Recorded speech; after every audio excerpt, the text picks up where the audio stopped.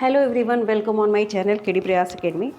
आज की जो वीडियो है वो प्रीवियस ईयर पेपर है और ये पेपर 2023 का है जो 20 अगस्त को हुआ था। ठीक है, हम लोग 2024 से बैकवर्ड साइड में मतलब 2024 फिर 23 इस तरीके से करते हुए 2011 तक के पूरे पेपर देखने वाले हैं, जिसमें हम लोगों ने 2024 के पेपर देख लिए हैं। 2023 चल रहा का पेपर जो है वो हम लोग देख रहे हैं। इसमें भी हम लोगों ने सीडीपी के देख लिए थे, हिंदी के भी हम देख चुके हैं और हिंदी के एक और पेपर को देखेंगे। इंग्लिश के पेपर को देखना बाकी है। सोशल साइंस और साइंस जो है वो दोनों ही चल रहा है अभी। तो सोशल साइंस वालों के लिए सोशल साइंस अपलोड हो रहा है, साइंस वालों के लिए साइंस। तो अगर आपने अभी तक इन वीडियोस को नहीं देखा है तो चैनल को सब्सक्राइब कर लीजिएगा और वहाँ पे आपको वीडियोस मिल जाएंगी। यहाँ पे कल हम लोगों ने इसके 61 से इस पेपर के जो है साइंस के क्वेश्चन स्टार्ट हो जाते हैं। तो हम लोगों ने 60 से 70 तक के क्वेश्चंस देख लिए थे। आज हम लोग 70 से 80 तक के क्वेश्चंस देखेंगे। तो इसमें पहला क्वेश्चन अभिकथन और 70 तक देख चुके, तो 71 से देखेंगे। पहला क्वेश्चन है कोशिका से, यानी सेल ऑर्गेनेल्स का क्वेश्चन है ये। अगर आपने सेल स्ट्रक्चर वाला चैप्टर पढ़ा है, एनसीईआरटी पढ़ी है, तो आप ये क्वेश्चन बड़ी आसानी से कर लेंगे। बहुत इजी क्वेश्चन पूछा गया है, तो इसीलिए ना हमें पेपर का पैटर्न पता चलता है कि क्या जो हम एनसीईआरटी पढ़ रहे हैं उससे क्वेश्चन आ रहे हैं कि नहीं। तो बिल्कुल आपको आएंगे, क्योंकि एनसीईआरटी को ही फॉलो किया गया है और सारे क्वेश्चन वहीं से पूछे गए हैं। अब तक जितना हम लोग देखें सारे वहीं से आए हैं। तो यहाँ पे निम्नलिखित में से किन कोशिका अंगकों में स्वयं डीएनए अंतर्विष्ट है? Which of the following cell organelles contain their own DNA? तो यहाँ पे आपको अगर किसी बात की टेंशन है कि मुझे हिंदी नहीं आती है या इंग्लिश में मुझे समझ में आता है या इंग्लिश नहीं मुझे हिंदी समझ में आती है, तो इसकी टेंशन तो आप बिल्कुल भूल जाइए। ठीक है, क्योंकि पेपर आपको जो है दोनों ही लैंग्वेज में मिलने वाला है। ये डेली मैं बता देती हूँ, क्योंकि बहुत सारे लोग बिगिनर्स होते हैं जो पहली बार पेपर को दे रहे हैं, और कुछ लोग ऐसे होंगे जो एक बार दो बार दिए होंगे और एक दो नंबर से हमेशा रह जाता है। तो ऐसे लोगों के लिए, दोनों ही लोगों के लिए मैं एक वीडियो ज़रूर बनाऊँगी जिसकी वजह से क्यों आपका एक दो नंबर से रुक रहा है, ऐसा इस बार मत करिए। ऐसी तैयारी करिए कि आपका पेपर पहले ही बार में क्लियर हो जाए, और ऐसा होना पॉसिबल है। पेपर 2 लोग कहते हैं कि नहीं निकलता है, आराम से निकल जाएगा। बस आपको सही गाइडलाइन अगर मिल जाएगी तो आप आराम से कर जाएंगे। थोड़ी सी स्मार्ट स्ट्रेटेजी यूज़ करनी पड़ती है, क्योंकि पेपर 2 वाकई में आपका कॉन्सेप्ट अगर क्लियर नहीं है तो आप नहीं कर पाएंगे। चलिए इस क्वेश्चन में देखिए, यहाँ पे कोशिका अंगकों में स्वयं का डीएनए अंतर्विष्ट होता है। तो अगर आप पढ़े होंगे तो आप जानते हैं, सीधे सीधे मैं अगर आंसर की बात करूँ तो रिक्तिका यानी वैक्यूल जो होता है इसमें स्वयं का डीएनए नहीं होता है। लवक में होता है, यानी प्लास्टिड में, माइटोकॉन्ड्रिया में भी होता है और नाभिक में, न्यूक्लियस में तो होता ही है। तो यहाँ पे आप ABC, यानी ABC हमारा किस ऑप्शन में है? ऑप्शन नंबर 3 में है। तो यहाँ पे 71 का जो राइट आंसर हो जाएगा वो हो जाएगा आपका ऑप्शन नंबर 3। ठीक है, ABC तीनों में स्वयं का डीएनए अंतर्विष्ट है। यहाँ पे क्वेश्चन नंबर 72 देखते हैं, और क्वेश्चन नंबर 72 में क्या कहा गया है? जीवित जीवों की बात की गई है।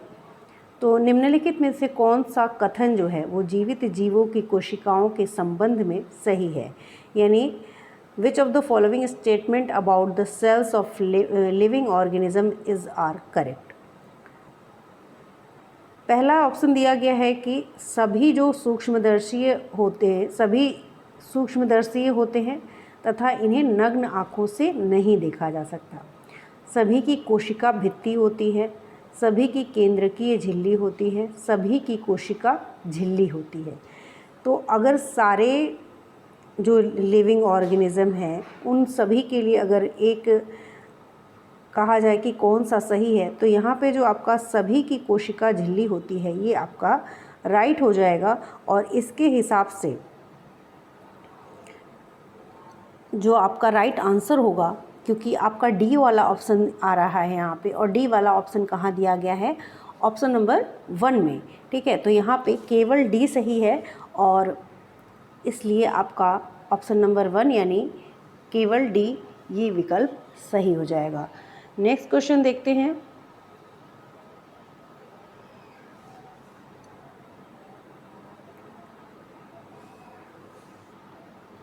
नेक्स्ट क्वेश्चन है, आपको इसमें कॉलम मैच कराना है और मैच कराने में देखिए यहाँ पे डिकम्पोज़ कितने टाइम में होता है उसकी बात की गई है कि कौन सा सामान जो है कितने टाइम में डिकम्पोज़ होता है। आप लोग जानते हैं कि जो प्लास्टिक वगैरह होते हैं इनको फेंकने के लिए मना किया जाता है, प्लास्टिक की थैली का यूज़ करने के लिए भी मना किया जाता है अगर पर्यावरण को बचाना है तो, क्योंकि ये क्या होता है जल्दी डिकम्पोज़ नहीं होता है। सब्जी वगैरह होती है बहुत जल्दी डिकम्पोज़ हो जाती है, तो इनके लिए आप देखे होंगे कूड़े वालों के लिए भी अलग तरीके के 2 तरह के नीला और ये अलग अलग कलर के डब्बे होते हैं। तो उनमें एक ऐसा होता है जिसमें ईज़िली डिकम्पोज़ हो जाता है, दूसरा होता है जो ईज़िली डिकम्पोज़ नहीं होता है। तो ये उसी से रिलेटेड ये क्वेश्चन है जो कि आपके एनसीईआरटी में दिया गया है। तो ये भी एनसीईआरटी से ही पूछा गया है पूरे प्रूफ के साथ। तो उस समुच्चय का चयन करना है जो कॉलम ए में दिए गए अपशिष्ट कचरे के प्रकार का कॉलम बी में दिए गए इसके द्वारा अपघटन में लगने वाले लगभग समय के साथ सही प्रकार से सुमेलित हो। तो लगभग मतलब एग्जैक्ट टाइम नहीं कि कितने समय में ये हो जाता है, लेकिन लगभग बात है। तो आप अगर अपना दिमाग लगाएं यहाँ पे, तो प्लास्टिक की बोतल है, सबसे ज़्यादा समय लेगी। यहाँ पे अनेकों वर्ष वाला ऑप्शन आप उसके साथ मैच कर सकते हैं। उसके बाद आप देखिए सब्जी से रिलेटेड क्या है, केले का छिलका है। यहाँ पर केले के छिलके को सबसे कम समय लगेगा। सबसे कम समय क्या है, 1 से 2 सप्ताह, यानी सेकंड वाला हो गया, ठीक है। उसके बाद है, अगर मैं कागज़ देखूं तो कागज़ जो है उसको समय लगेगा इससे ज़्यादा, मतलब केले के छिलके से ज़्यादा, यानी 10 से 30 दिन का समय। सूती चीज़ जल्दी होती है तो ये 2 से 5, और रेशम जो है थोड़ा ज़्यादा टाइम लेगा, तो ये 4। तो इस तरीके से हमने इसको मैच कर लिया। अब इस ऑप्शन को अगर जब आप मैच करेंगे तो यहाँ पे हमारा देखिए ए का प्लास्टिक की बोतल, ए का 5th होना चाहिए, तो ए का 5th है यहाँ पे। बी का रेशमी रुमाल का क्या था, 4 वर्ष, ठीक है, तो बी का 4। तो यहाँ ये वाले ऑप्शन हमारे जो है मैच हो रहे हैं। ऑप्शन नंबर 2 हमारा क्या है, वो सही हो जाएगा। तो 73 का ऑप्शन नंबर 2 जो है हमारा करेक्ट है। आप इसको नोट्स बना के भी एक 1 लाइनर नोट में भी लिख सकते हैं कि किस चीज़ को कितना टाइम लग जाता है। लगभग, ये लगभग वाला टाइम दिया गया है। तो इस तरीके से अगर इस तरह के क्वेश्चन आते हैं, मान लीजिए पूरा मैच न करने को करके किसी और तरीके से पूछ ले, तब आप उस तरीके में आप सही आंसर आराम से लिख पाएंगे। चलिए नेक्स्ट क्वेश्चन देखते हैं। वीडियो अगर अच्छी लग रही हो तो चैनल को सब्सक्राइब, लाइक और शेयर ज़रूर करिएगा वीडियो को, ताकि ज़्यादा से ज़्यादा स्टूडेंट जो हैं वो वीडियो को देख पाएँ और हमारे चैनल तक वो एक बार वीडियो को देखें और समझें, ठीक है। जो ज़्यादा से ज़्यादा शेयर भी कर दीजिएगा। एक ऊंचाई से, नेक्स्ट क्वेश्चन देखते हैं। क्वेश्चन नंबर 74 क्या कहता है। तो क्वेश्चन नंबर 74 कहा गया है कि एक ऊंचाई से 15 ग्राम द्रव्यमान का पंख छोड़ा जाता है। यह पाया जाता है कि वह एक समान वेग से गिर रहा है। उस पर काम करने वाला नेट बल कितना होगा। नेट फोर्स की बात की गई है। तो देखिए यहाँ पे सीधे सीधे जो आंसर हो जाएगा वो हो जाएगा 0 होगा। तो 74 का जो ऑप्शन नंबर 1 है वो यहाँ पे हमारा करेक्ट हो जाएगा, ठीक है। क्वेश्चन नंबर 75, अगर आपने एटॉमिक नंबर पढ़ा है तो बड़ी आसानी से इस क्वेश्चन को कर लेंगे। जो क्वेश्चन नंबर 75 है, इसमें दिया गया है कि X3 पॉजिटिव आयन जो है तत्व X, एक तत्व है X से प्राप्त हुआ है, जिसका इस X का जो परमाणु द्रव्यमान यानी एटॉमिक मास है 27 है, और परमाणु क्रमांक यानी एटॉमिक नंबर 13 है, ठीक है। तो अगर हम लिखते हैं तो किस तरह से 13x27 ऐसे ही लिखते हैं एटॉमिक मास। और उसको यहाँ पे न्यूट्रॉन की संख्या, प्रोटॉन, इलेक्ट्रॉन और न्यूट्रॉनों की संख्या क्रमशः पूछी गई है। देखिए यहाँ पे कुछ आप चीज़ें मिसिंग हैं जो आपको समझना है यहाँ पे। अब यहाँ पे X3+ है, यानी 3 इलेक्ट्रॉन जो है ये इन्होंने क्या किए हैं, दे दिए हैं। तो पहले तो आपके प्रोटॉनों की संख्या पूछी गई है। प्रोटॉनों की संख्या क्या होती है, परमाणु क्रमांक के बराबर होती है। तो यहाँ पे 13 वाला और 13 हो गया, 13 हो गया यहाँ पे। फिर उसके बाद क्या हो गया, इलेक्ट्रॉन की संख्या। तो इलेक्ट्रॉन 13 थे, जिसमें से 3 दे दिए तो कितने बचे, 10 हो गए, ठीक है। उसके बाद न्यूट्रॉन की संख्या पूछी गई है। अगर 27 में से प्रोटॉन की संख्या को माइनस कर दे यानी 13 को माइनस कर दे तो यहाँ पे आपका आ गया 4 और यहाँ से आ गया 1, तो ये क्या हुआ 40। तो आपकी प्रोटॉन, इलेक्ट्रॉन और जो न्यूट्रॉन की संख्या क्रमशः ये आ जाएगी आपकी 13, 10 और 14। इस तरीके से आपका जो ऑप्शन नंबर 4 है वो करेक्ट हो जाएगा। तो 75 का क्वेश्चन नंबर 75 का ऑप्शन नंबर 4 यहाँ पे सही हो जाएगा। ठीक है, नेक्स्ट क्वेश्चन देखते हैं। और नेक्स्ट क्वेश्चन है, एक सेकेंड,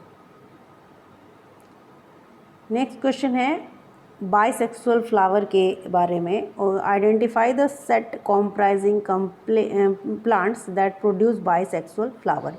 उस समुच्चय की पहचान कीजिए जो द्विलिंगी पुष्पों को उत्पन्न करने वाले पादपों से बना है। खीरा, पपीता, गुलाब, सरसों, गुलाब, पिटूनिया, मक्का, खीरा, पिटूनिया, मक्का, पपीता, सरसों। तो पूरे ग्रुप की पहचान करनी है। तो यहाँ पे जो राइट आंसर हो जाएगा वो हो जाएगा आपका ऑप्शन नंबर 2 यानी सरसों, गुलाब और पिटूनिया का जो फ्लावर होता है वो यही है द्विलिंगी बाइसेक्सुअल फ्लावर का सेट। नेक्स्ट क्वेश्चन देखते हैं। क्वेश्चन नंबर आता है हमारा 77 और 77 में देखिए यहाँ पे जो है ना दोनों ऑप्शन ही आपके पहला और गलत कथन की पहचान कीजिए। तो यहाँ पे अगर मैं इस क्वेश्चन को मैं स्किप करना चाहूँगी क्योंकि यहाँ पे जो आंसर है यहाँ पे पहला भी हो सकता है और दूसरा भी हो सकता है, तो इसको हम अभी रहने देते हैं। नेक्स्ट क्वेश्चन की तरफ आगे बढ़ते हैं। और नेक्स्ट क्वेश्चन क्या कहता है, क्वेश्चन अगर देखना चाहें तो देख सकते हैं कि यहाँ पे कहा गया है गलत कथन की पहचान कीजिए। दोमट्टी मृदा जो होती है की अपेक्षा चिकनी मृदा अधिक सुवातित होती है, यानी clay soil is better aerated than loamy soil. Second option कहता है कि दोमट्टी मृदा की तुलना में चिकनी मृदा अधिक उर्वर होती है। थर्ड ऑप्शन है दोमट्टी मृदा की अपेक्षा चिकनी मृदा की जल धारण क्षमता बेहतर होती है। और फोर्थ है चिकनी मृदा के कणों का आमाप जो होता है दोमट मृदा के कणों के आमाप के अपेक्षाकृत बहुत छोटा होता है, यानी चिकनी मृदा के कण का साइज जो होता है वो दोमट मृदा से कम होता है। ठीक है, तो ये क्या करेगी, अगर कम होता है तो ये ज़्यादा एब्जॉर्ब करेगी। तो यहाँ पे जो पहला ऑप्शन और दूसरा ऑप्शन है दोनों को ही जिन लोगों ने टिक किया है उन सभी को इक्वल नंबर दिए गए हैं। तो इस क्वेश्चन को इसीलिए सिर्फ करके आगे का जो एकदम एग्जैक्ट आंसर वाला क्वेश्चन है यहाँ पे देखिए आपके जो घर की माचिस की तीली होती है उसकी बात की गई है। निम्नलिखित में से कौन से पदार्थ जो होते हैं माचिस के निघर्षण पृष्ठ पर विद्यमान होते हैं, जिससे आप रब करते हैं ना और जलने लगता है, उस पर क्या लगा होता है, कांच का चूर्ण और लाल फास्फोरस। देखिए कांच का चूर्ण तो लगा होता है, श्वेत फास्फोरस और कांच का चूर्ण, लाल फास्फोरस मैग्नीशियम, पोटेशियम और श्वेत फास्फोरस। तो जिस पे कौन सा आंसर इसमें सही होगा, तो यहाँ पे जो आपका 78 का ऑप्शन नंबर जो 1 है वो आपका करेक्ट हो जाएगा। यहाँ पे कांच का चूर्ण और जो लाल फास्फोरस होता है वही आपके निघर्षण पृष्ठ पर विद्यमान होते हैं। ठीक है, नेक्स्ट क्वेश्चन देखते हैं, क्वेश्चन नंबर 79। और 79 में ये पूछा गया है कि जो आपके ए और बी अपने हार्मोन्स तब स्रावित करते हैं जब उन्हें ग्रंथि जो सी होती है उससे आदेश प्राप्त होता है। ठीक है, तो निम्नलिखित में से ए बी सी कौन हो सकते हैं, अग्नाशय अधिवृक्क थायराइड अधिवृक्क ग्रंथि पीयूष ग्रंथि, वृषण अंडाशय थायराइड पीयूष अग्नाशय थायराइड। तो यहाँ पे जो आपका राइट आंसर हो जाएगा वो हो जाएगा, देखिए पीयूष ग्रंथि से आदेश प्राप्त होता है। तो जो आपकी थायराइड और एड्रिनल ग्लैंड होती है वो हार्मोन्स स्रावित करते हैं। तो ए और बी थायराइड और अधिवृक्क ग्रंथि हो जाएगी और सी क्या होगा, पीयूष ग्रंथि। तो यहाँ पे आपका 79 का ऑप्शन नंबर जो 2 है वो सही हो जाएगा। लास्ट क्वेश्चन आज का, जो कि आज हम लोग 10-10 क्वेश्चन देख रहे हैं, तो आज 10 क्वेश्चन ही देखेंगे। 60 से 70 तक देखा था, 71 से 80 तक देखेंगे और कल हम लोग 81 से 90 तक के क्वेश्चंस को देख लेंगे। ठीक है, इसी तरीके से सोशल साइंस का भी चल रहा है। इसके बाद हम लोग इंग्लिश और हिंदी के कुछ क्वेश्चंस बचे हुए हैं उसको देखेंगे। तो क्वेश्चन नंबर 80 क्या कहता है, कहा गया है कि जो सूची चित्र कैमरा होता है, image found by the pin hole camera is real. Which of the following statement offers a suitable explanation for this fact. निम्नलिखित में से कौन सा कथन इस तथ्य की उपयुक्त व्याख्या करता है। पहला है व्याख्या कि प्रकाश छोटे से मुख में प्रवेश करने पर विवर्तित हो जाता है। प्रकाश सीधी रेखा में गमन करता है। प्रकाश ऊर्जा का एक स्वरूप है। प्रकाश जब एक माध्यम से दूसरे माध्यम में गमन करता है तब वह अपना पथ परिवर्तित करता है। तो जो यहाँ पे करेक्ट एक्सप्लेनेशन है, उपयुक्त सूटेबल एक्सप्लेनेशन है, करेक्ट उपयुक्त व्याख्या है, वो है आपका प्रकाश जो है वो सीधी रेखा में गमन करता है। ठीक है, तो उस हिसाब से ऑप्शन नंबर 2 जो है वो आपका करेक्ट हो जाएगा। तो 80 का option number 2 is the right answer. और आज के लिए इतना ही। अगर वीडियो अच्छी लगी हो तो प्लीज़ आप लोग अपने कमेंट ज़रूर बताया करिए। और आज क्वेश्चन नंबर 81 से 90 तक के जो क्वेश्चन हैं पूछे गए हैं उसको हम लोग कल की वीडियो में देखेंगे। और इससे हमें क्लियर क्या हो रहा है कि क्या जो हम NCERT पढ़ रहे हैं, जिसको आपको हो सकता है कि बोरिंग लग रहा हो, नहीं लग रहा हो, हम NCERT क्लास 7th की स्टार्ट कर रहे हैं। इसका थोड़ा सा इंट्रोडक्शन क्लास हमने किया था। क्लास 7th की NCERT आज से स्टार्ट कर देंगे, जो आपको करीब 8 बजे के करीब में आपको मिलेगी। ठीक है, तो आप उसको देख सकते हैं। 7th की NCERT मुझे नहीं लगता है कि इस महीने के अंदर सब ख़त्म हो जाएगा NCERT। और अच्छे से अगर आपने समझ लिया तो ये जो क्वेश्चन जो आपको दिख रहे हैं ये आप बड़ी ही आसानी से कर पाएंगे। जैसे कि ये सारी चीज़ें थी, अधिवृक्क ग्रंथि, थायराइड ग्लैंड, ये सब हार्मोनल चैप्टर वाले में है, तो आप आराम से इसको कर लेंगे। और जल्दी मिलते हैं नेक्स्ट वीडियो में, तब तक के लिए थैंक यू। वीडियो को लाइक ज़रूर करिएगा। Thank you.